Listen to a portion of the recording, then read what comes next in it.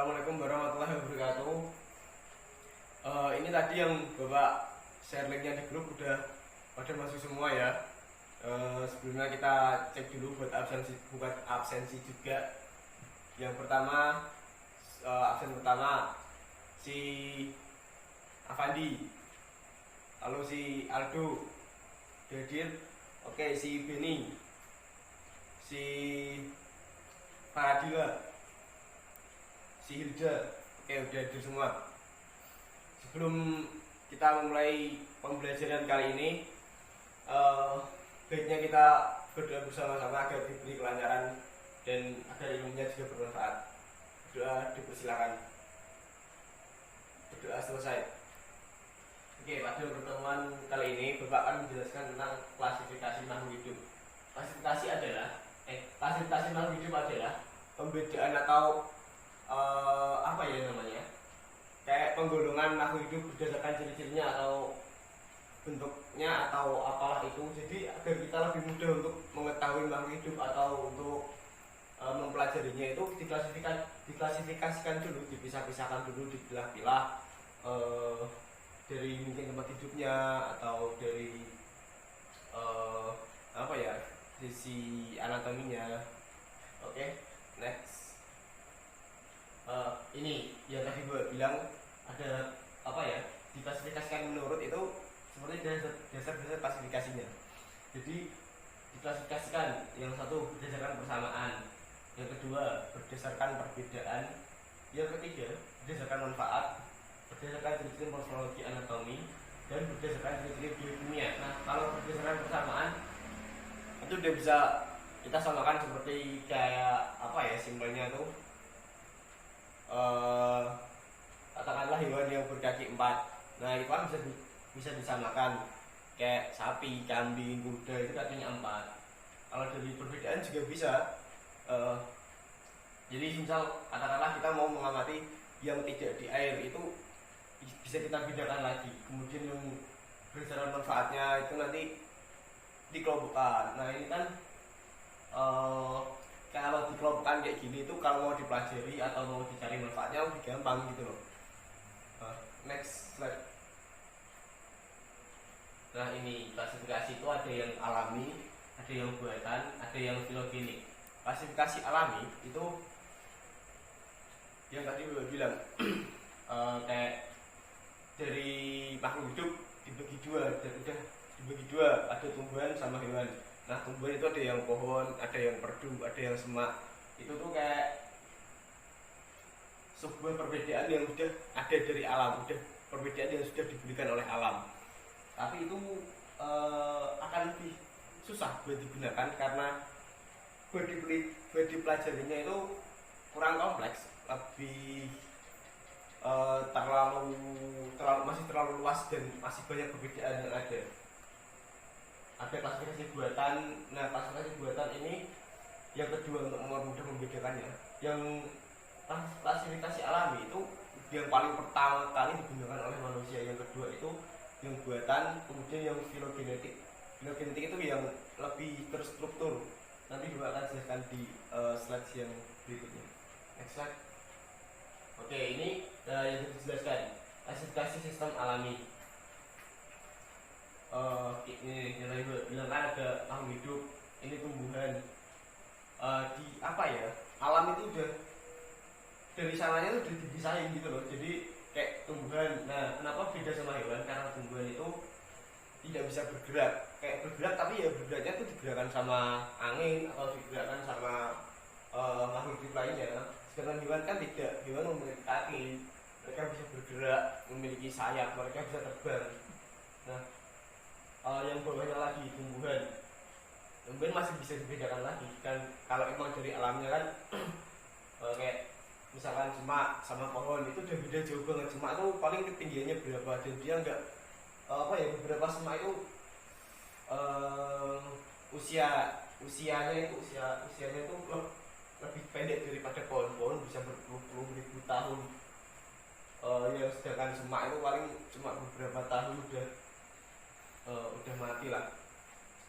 Kemudian hewan tadi yang juga ada berkaki 4 sama berkaki 2, itu kan bisa dilihat dari sananya. Kayak misalnya mungkin gampang untuk memisahkan itu lebih gampang kalau yang kelihatan kayak gini. Tapi kalau beberapa yang apa ya, katakanlah yang agak kecil itu kan susah buat dicari. Kalau harus harus kalian dulu, misal rambutnya itu kayak tikus itu ada yang rambut kasar, ada yang rambutnya halus, itu susah banget buat dibedakan kalau nggak kita lihat satu-satu, kayak harus jelimet gitu.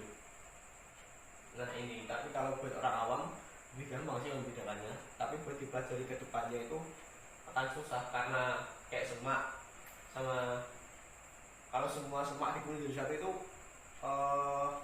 istilahnya, tetap ya oke semak, kelihatan semak, tapi dia nggak bisa dipelajari dari itunya, dari familinya itu susah buat dipelajari. Oke, next slide. Nah ini yang kasih buatan, ini yang agak lebih memudahkan dari yang pertama, dan ini dikenalkan oleh orang Swedia bernama Carl Vollien, atau sering disebut dalam dunia sains itu Carolus Linnaeus. Nah ini bapak binomial. Jadi beliau yang menemukan binomial ini. Mungkin yang sistem ini udah usang, kalau kata-kata orang biologi itu udah usang, tapi ya beliau yang awal menemukannya, jadi wajib kita hormati meskipun kita sudah pakainya bukan yang binomial lagi, karena ini nih, binomial itu menetapkan nama makhluk hidup dengan dua kata saja. Jadi kayak namanya cuma dua, itu buat mencari dari dari awalnya itu susah banget karena dia cuma ada dua, jadi nanti ordonya apa, familinya apa, itu terlalu jauh buat nyarinya, itu susah banget karena makhluk hidup sangat banyak sekali. Tapi ya ini buat pembagiannya sudah bagus sih. Oke, next slide. Nah ini yang paling yang paling terbaru lah sekarang, kalau istilahnya paling canggih buat ilmu pengetahuan. Ini filogenetik. Klasifikasi sistem filogenetik itu bertolaknya atau awalnya itu dari teori Darwin. Munculnya ini berdasarkan filogenik, yaitu klasifikasi yang disusun dengan melihat keturunan dan hubungan kekerabatan. Nah, hubungan kekerabatan itu kayak kita lihat dari kingdomnya, kita lihat dari familinya, dari ordonya, terus sampai bawah lagi, sampai bawah kita lihat dari per spesiesnya. Jadi itu lebih gampang buat dipelajari, lebih gampang, lebih detail lagi buat pengelompokan, itu lebih detail. Oke, istilahnya lebih fleksibel, dan ini bisa dikembangkan dari tahun ke tahun, dari generasi ke generasi itu bisa dikembangkan. Next slide. Nah ini perkembangannya yang filogenik. Kenapa filogenik dibahas lebih lanjut? Karena yang dipakai sekarang dan dipakai dalam dunia penelitian itu ya filogenetik. Nah ini pertama kali itu ditemukan oleh Linnaeus juga. Ini beliau itu cuma makanya terlalu sedikit dan menggunakan binomial, jadi susah. Kemudian dikembangkan lagi oleh Haeckel jadi jadi 4. Kemudian kingdomnya itu jadi super kingdom, prokariota, eukariota. Nah yang sekarang yang terbaru itu yang 2012 itu kingdomnya ada 7 kingdom, dari bakteria, archaebacteria, protozoa, promista, fungi, plantae, dan animalia. Dulu bakteria itu jadi archaebacteria itu sama bakteria jadi satu. Sekarang dipisah karena archaebacteria itu sudah punya sudah punya intisal, sedangkan yang bakteria itu belum. Dan archaebacteria itu ada bakteri yang sebenarnya itu yang bisa berkembang biak. Kalau yang bakteria ini hidupnya tuh lebih ke yang ekstrim, dia itu yang ada di awal kehidupan mungkin, karena kalau katanya di tempat-tempat yang ekstrim tidak ada makhluk hidup, tapi sebenarnya ada. Bakteria itu hidupnya di kawah gunung berapi, kayak di tempat buat peledakan nuklir, terus tempat yang ekstrim seperti di kutub utara itu ada, bakteri itu ada di sana karena dia itu nggak gampang mati, bertahan sangat, istilahnya bisa bertahan di kondisi yang sangat ekstrim. Nah kemudian yang ada bakteri itu bakteri yang sesungguhnya, yang sekarang kalian lebih ngerti, bakteri yang bisa menginfeksi manusia itu tuh ya ini si Archaeopteryx. Kemudian si protozoa itu tuh alga yang nek kalian lihat di sumur atau yang bikin licin di jalan itu alga, bukan lumut. Lumut itu nanti di Promista. Kalau protozoa itu tuh yang alga, kayak dia itu lebih banyak di perairan dan dia yang mensintesis mensintesis oksigen juga di air. Dia itu makhluk hidup yang mirip sama hewan. Kemudian Promista itu apa ya? Promista itu kayak tumbuhan yang sederhana banget. Kemudian fungi itu jamur yang sering bikin di kayak menginfeksi bagian luar kulit itu juga jamur. Lalu yang itu yang jamur yang itu loh, yang kelihatan jamur ya, itu yang jamur yang sebelumnya itu kayak kalian yang anggap itu lumut di Promista itu yang lumut, yang fungi itu ya jamur, kayak yang di tempe juga itu jamur. Kemudian plantae itu tumbuhan yang animalia baru hewan. Next slide. Nah ini urutan takson dalam klasifikasi. Jadi yang paling atas itu istilah yang paling gede, yang pembagian paling besar dari kingdom. Kemudian phylum, klasis, ordo, family, genus, baru spesies. Jadi pembagian pertama yang tadi Bapak sebutkan itu adalah dari kingdom ini, yang tadi animalia, protista, promista, terus planta itu yang kingdom ini. Nanti habis dari kingdom baru turun ke phylum, ke klasis, ke ordo. Yang di bawahnya kingdom itu ada yang kayak yang itu loh, yang bertulang belakang sama yang tidak bertulang belakang, kayak yang molluska itu masuknya ke kelas itu nanti. Kemudian yang di tumbuhan kan ada tumbuhan yang besar tumbuhan yang yang jadi dikotin monokotin, nah itu nanti masuknya ke bawahnya kingdom lagi, yang kingdom kayak pembagian makhluk hidup. Next. Oke. Ini gambar kumpulan makhluk hidup yang udah dipilih dari kingdomnya masing-masing, dan kalian coba untuk mengklasifikasikan ini sesuai kingdomnya masing-masing. Misal ini kayak Aves, terus ini ya ini tuh mamalia, nah itu kan ikutnya ke animalia. Terus kayak itu yang tumbuhan itu ikutnya ke plantae. Jadi kalian klasifikasikan menurut kingdomnya masing-masing. Ini kingdom aja, jangan yang ke bawahnya ke depan ataupun ke ordo. Sesuai kingdomnya aja. Nah ini kalian bahas per kelompok. Jadi kalian bikin kelompok isinya 5 orang,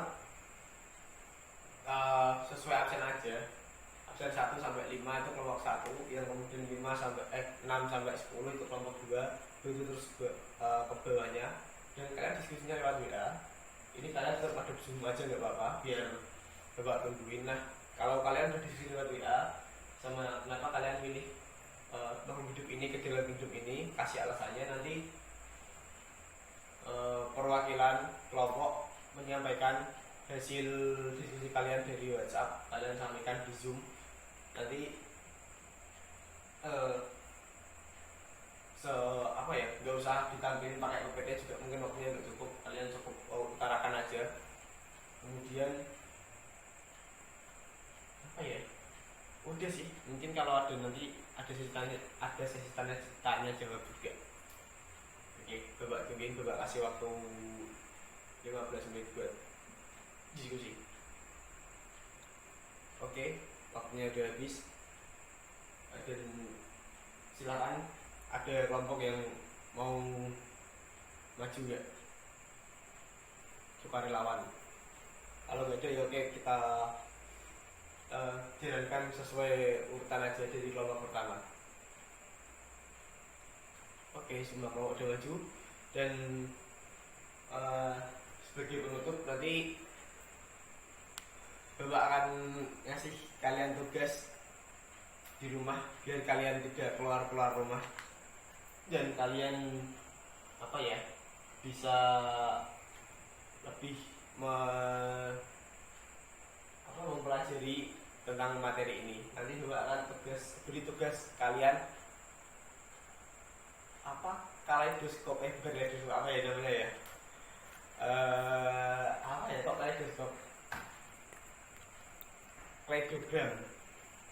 Jadi nanti kalian bikin kleidogram itu kayak kalau di manusia ya pohon apa namanya, kayak pohon keluarga gitu loh. Jadi ini yang misal punya sayap, yang atasnya lagi punya sayap sama punya kaki, yang atasnya lagi punya sayap sama bisa bernafas kayak gitu. Jadi nanti kalau kalian nggak buat masalah, anak sekarang kan bisa googling juga. Oke, cukup sekian yang dapat Bapak sampaikan. Kurang lebihnya mohon maaf, dan kalian tetap jaga kesehatan. Kalian harus tetap semangat meskipun sedang ada pandemi kayak gini. Wassalamualaikum warahmatullahi wabarakatuh.